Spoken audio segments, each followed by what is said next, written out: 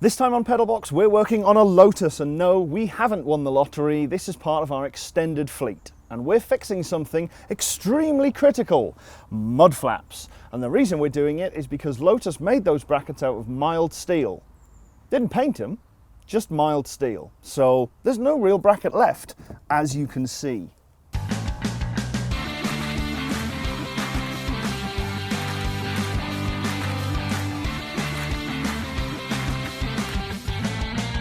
So as I say, we haven't gone mad, we haven't bought something that is lots of trouble and usually serious. This is a friend of the channel. This is James, who had that Porsche 944, which we had on the channel a couple of times, and is the top most viewed video on the channel. In light of everything else that we've done, a video, I think, changing the brakes or possibly doing the intercooler and exhaust might be the absolute zenith of everything that we've achieved at PedalBox, which is a little galling, but it'll be fine.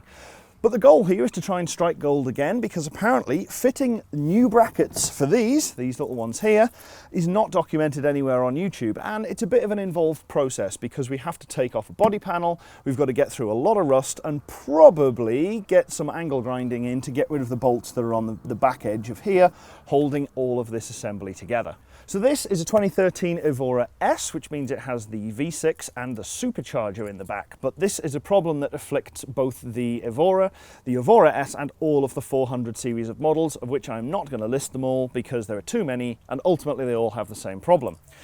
This is a bracket from Elise Parts, and whilst it is steel, same as the other one, it's been galvanized and it's been powder coated as well. And it comes as a kit for both sides with all the nuts and bolts. Now, this is not sponsored. We bought these because this is the way to do it. This is just the fix that everybody accepts.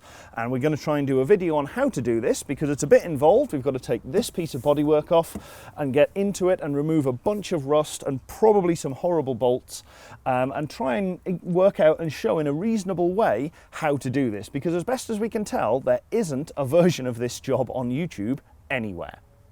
So the car's in the air, we've got some stands underneath it, and I have already cracked off all of the nuts, so we just need to spin the wheel off.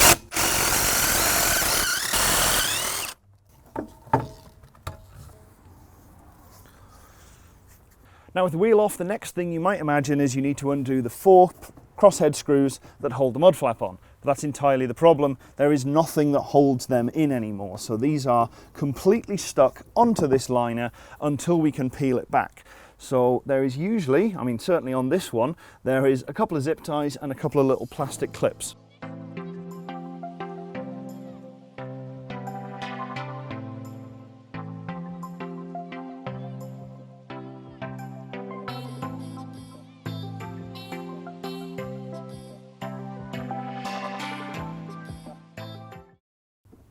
So once you have that zip tie, which is clearly just holding this in, and the screw at the top out, there's one more you need to get from just underneath. And if I can get this out, it is one of these. So it's a little clip with a screw that goes in, and it just splays itself out as the screw is wound inside.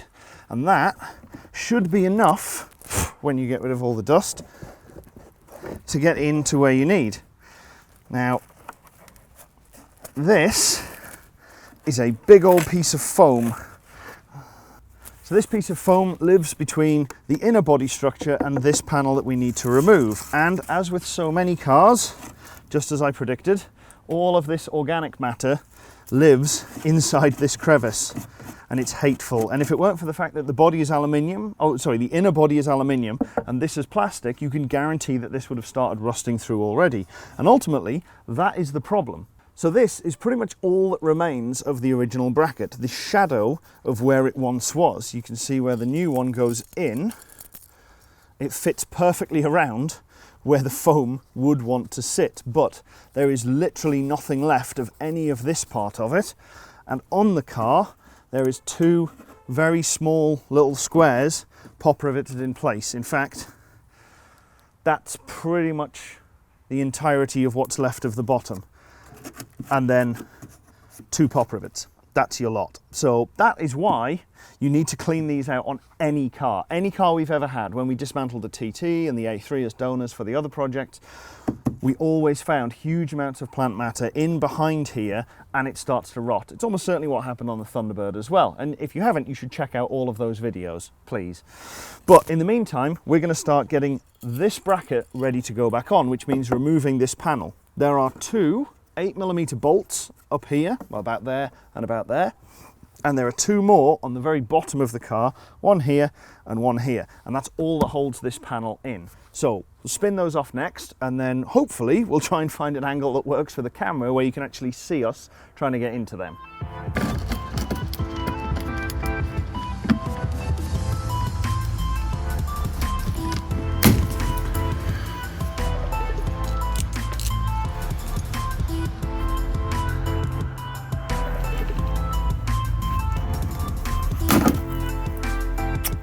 Two for two.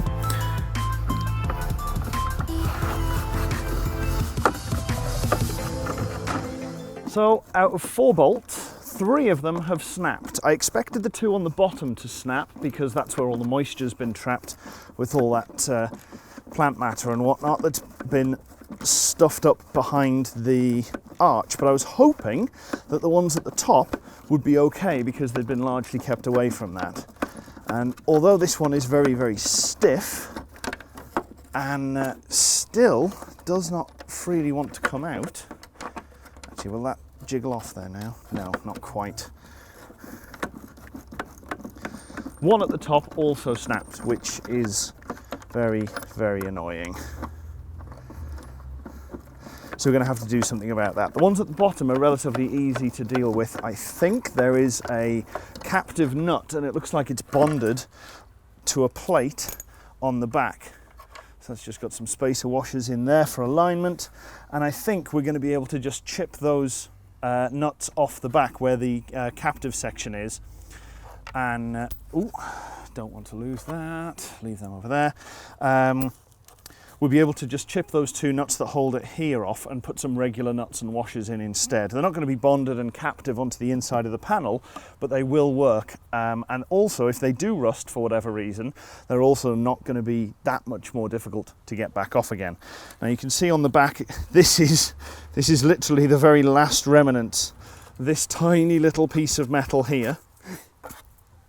Ignore that. This tiny little piece of metal here is all that is left attached to the car from that bracket we're replacing, and then these 2 nuts down the bottom. So we'll just drill these out and then start attaching the new one.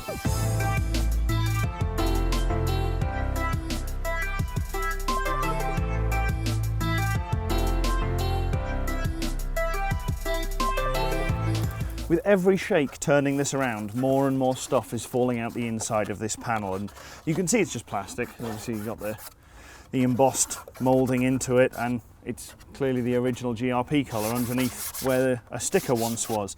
But I think, nope, that is about everything out from that panel, which, much better. So now we can put the new one in. And the new one mounts to exactly the same holes, and just pop rivets through like that, which is actually surprisingly difficult to align up when I'm holding it with one hand each. Let's go and pop these in. Now it's best if you have someone to help you with this. The holes in these brackets are 4.5mm, which is really, really inconvenient because I have 4mm rivets and 5mm rivets. So we're going to have to use 4mm rivets with a tiny little 4mm washer that goes on the back. And you've just got to hold that up against it with one hand and then try and operate the pop rivet gun with your other hand, or a second person, which is way, way easier to deal with.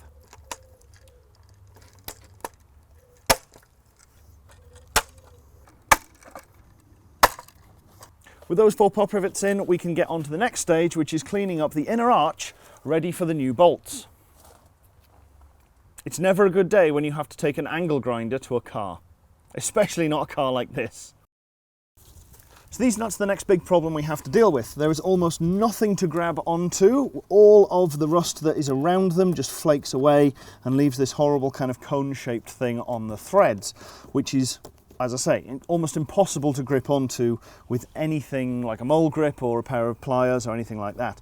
And because you can't get a grip on the back, even though the screw heads on the front are actually okay, there's no way you can get any purchase. So that means we have to grind them off, which is not a fun thing to do on a car that has a kind of fibrous lining rather than a rubber one, but unfortunately needs must. If yours are this bad, I fully recommend either wetting this down between each one so that it doesn't get too hot and catch fire or smolder or anything like that, or have someone nearby with a hose.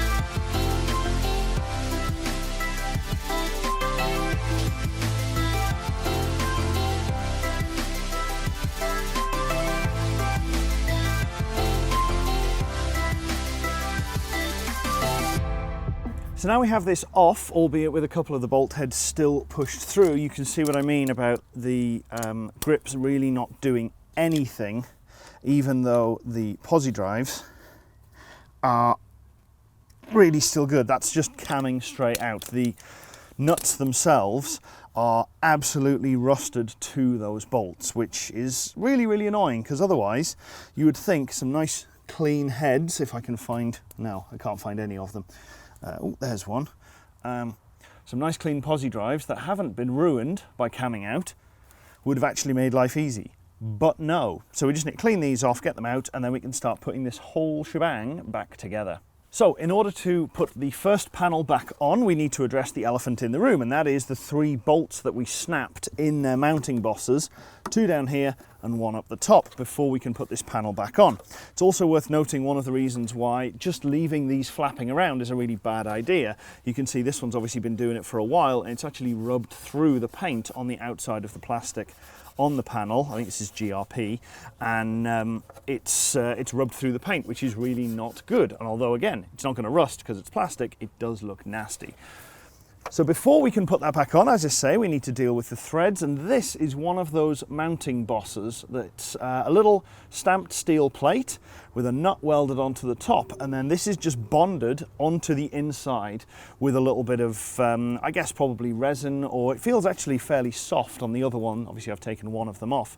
It feels vaguely soft, which, or certainly softer than the plastic anyway, so I wonder whether this has just been melted in, or I don't know, I can't see in well enough. But the way in which I've managed to get this out is to use a flathead and just break around the edge of it and just pry it up. I'm also going to try using a wood chisel for the one that's a little bit further in. And you have to make sure you go dead flat, because you don't want to go through the panel. You don't want to take a chunk out of this. All you want to do is separate those 2 pieces. So I happen to have a relatively old and not particularly good for wood chisel, which will work better than a flathead screwdriver to just slide between and just pry the 2 apart. So we're going to get the other one out of the bottom of here, and then try and work out what we're going to do with this top one, because that is a lot harder to get into.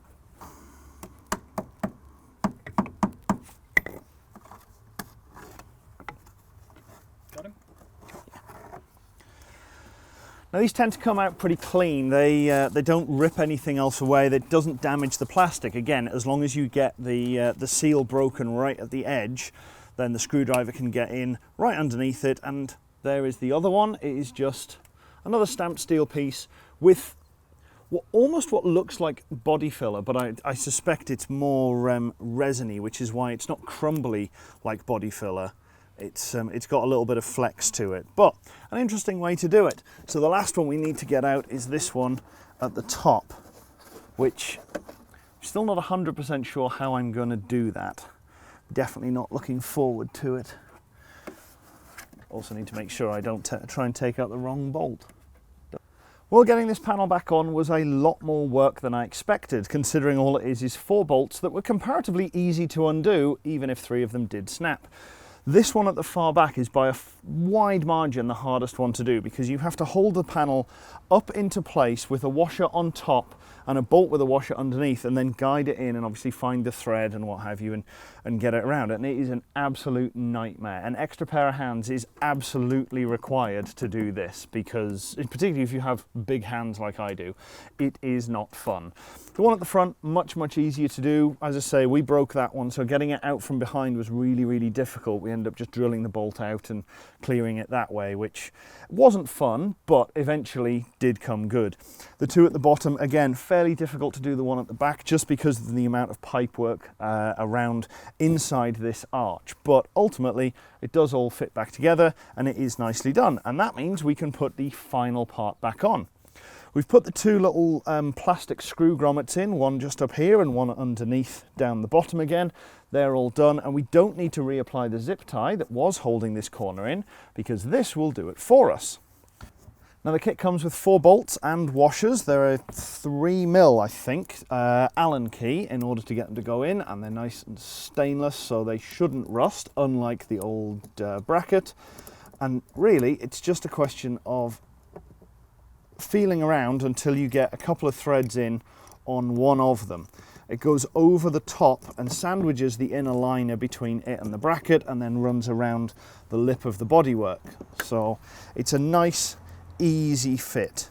And hopefully, once we've got all of these in, they shouldn't flap around anymore either, which will be great.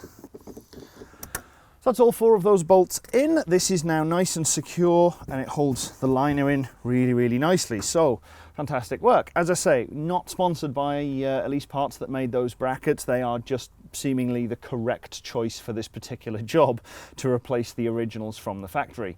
Thanks very much for watching. I hope this video has helped you. If you haven't already subscribed to the channel to see some of the rest of the projects we work on, and this is your first visit just off the back of this one, please do so and watch some of the other videos as well. We've got a huge raft of cars, including the GTO to my right, the Thunderbird on the other side over there, the main kit car, which is just down the drive, and my Mark II Golf VR6, as well as Chris's SD1.